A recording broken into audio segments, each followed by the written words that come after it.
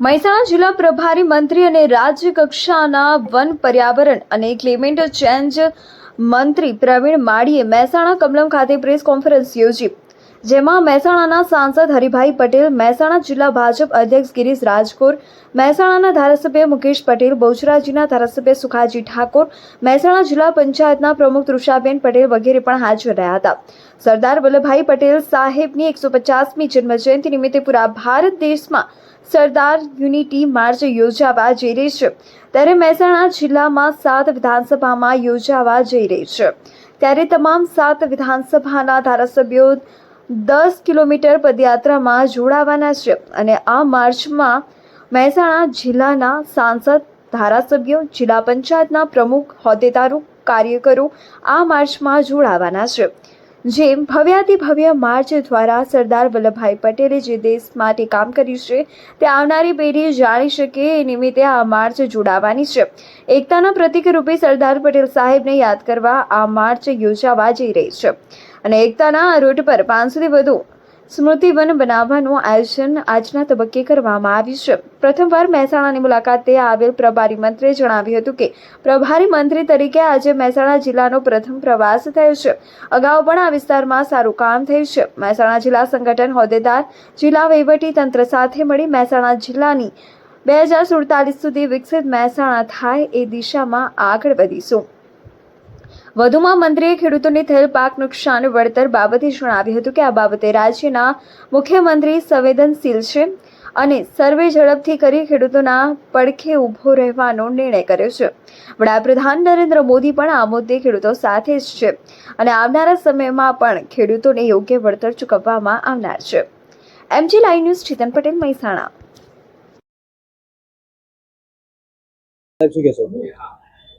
દેશના રજવાડા જોડવાનું જેમને કામ કર્યું છે એવા માન્ય સરદાર સાહેબની 150મી જન્મ જયંતિ નિમિત્તે પૂરા ભારતભરની અંદર સરદાર યુનિટી માર્ચ યોજાવા જઈ રહી છે. ત્યારે મહેસાણા જિલ્લાની અંદર 7 વિધાનસભાની અંદર 7 માર્ચ જોડાવા જઈ રહ્યા છે. ત્યારે તમામ વિધાનસભાના ધારાસભ્યશ્રીઓ 8 થી 10 કિલોમીટર પદયાત્રાની અંદર જોડાવાના છે.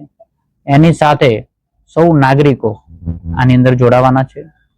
મહેસાણા જિલ્લાના સાંસદ શ્રી અમારા હરિભાઈ, ડાભીજી, મયંકભાઈ, જિલ્લાના પ્રમુખશ્રી, જિલ્લા પંચાયતના પ્રમુખશ્રીઓ, ધારાસભ્યશ્રીઓ, પદાધિકારીઓ, તમામ લોકો આ માર્ચની અંદર જોડાવાના છે. ભવ્યથી ભવ્ય 150મી જન્મ જયંતિ જે સરદાર સાહેબે દેશ માટે જે કામ કર્યું છે એ આવનારી પેઢી જાણી શકે એ નિમિત્તે આ માર્ચ જોડાવાની છે.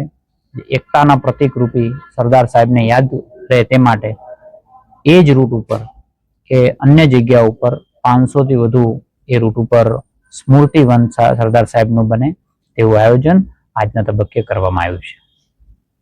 આપ સાહેબ પ્રભારી મંત્રી બન્યા છો તો શું કાર્ય? પ્રભારી મંત્રી તરીકે પહેલો પ્રવાસ આજે મહેસાણા જિલ્લામાં થયો છે.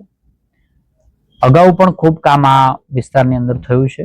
તેને આગળ વધારવાનું જિલ્લાના સૌ પદાધિકારી, વહીવટીતંત્ર સાથે મળી અને મહેસાણાને આવનારા સમયમાં 2047 સુધી વિકસિત મહેસાણા થાય તે દિશાની અંદર આગળ વધ્યા છીએ. કમોસમી જે વરસાદ અત્યારે હાલ વરસી રહ્યો છે, વરસ્યો હતો, તેના અનુસંધાને અત્યારે હાલ કેટલી ઝડપી એની નિરાકરણ લાવશે સરકાર? માન્ય રાજ્યના મુખ્યમંત્રી શ્રી આ વિષય ઉપર બહુ ગંભીર છે. તેમને જાહેરાત પણ કરી છે. પંચકામ કરીને પણ સર્વેની કામગીરી ઝડપથી પૂર્ણ કરી અને આવનારા સમયની અંદર ખેડૂતોના પડખે ઉભો રહેવાનો જે નિર્ણય કર્યો છે એ વાત આખા રાજ્ય સુધી પ્રસરી છે અને માન્ય મુખ્યમંત્રી શ્રી નરેન્દ્રભાઈના નેતૃત્વની અંદર ખેડૂતોની સરકાર છે, સંવેદનશીલ સરકાર છે, તે આ તબક્કે સાબિત થયું છે. સાહેબ, સર્વે પૂરું થઈ ગયું છે પણ હજુ સુધી સહાય જાહેર નહીં કરાય, કેમ વિલંબ થઈ ગયો છે? કોઈ વિલંબ નથી. હજી તો આની જે વોર્નિંગ ચાલતી હતી એ વોર્નિંગ પતી છે. અનેક વિસ્તારોની અંદર અનેક જગ્યાઓ ઉપર પાક નુકસાન થયો છે. તેની કામગીરી કરવાની અંદર ક્યાંય વિલંબ થયો નથી. ઘણી જગ્યાએ અત્યારે આખા રાજ્યની અંદર સૌરાષ્ટ્ર જેવા ભાગોની અંદર આખા જિલ્લાઓની અંદર વરસાદ થયો છે. ક્યાંક ઓછો થયો છે એટલે પતી ગયું છે, ઘણી જગ્યાએ બાકી છે સત્વરે કામ પૂરું થાય એવી સૂચના માન્ય મુખ્યમંત્રીશ્રીએ આપી છે અને એનું મોનિટરિંગ કૃષિ વિભાગના અમારા મંત્રીશ્રી કરી રહ્યા છે. સત્વરે એનો નિર્ણય આવશે અને ખેડૂતોને પણ આ વિષયનો ખ્યાલ છે કે અમારા સાથે સરકાર પડખે ઊભી રહી છે, તેનો એને રાજીપો પણ છે.